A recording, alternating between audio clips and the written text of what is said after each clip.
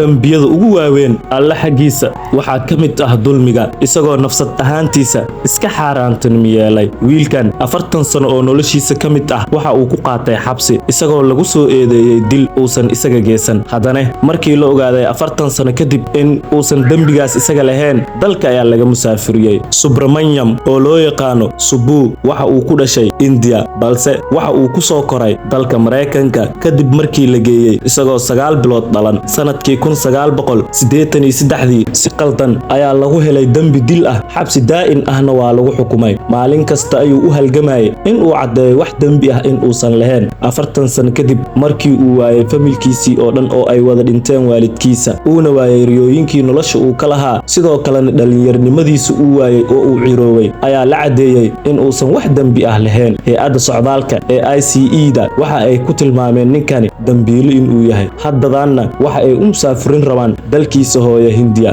dal uusan si dhab ah u aqoonin maadaama uu ku soo barbaaray Mareykanka Subbu ma raadinayo hadda magac maal iyo caannimo halka shay uu raadinayo waa cadaalad in uu helo waana diyaar koorsadii aan ku diyaariyay ee khulaaseynta filimada ila soo xiriir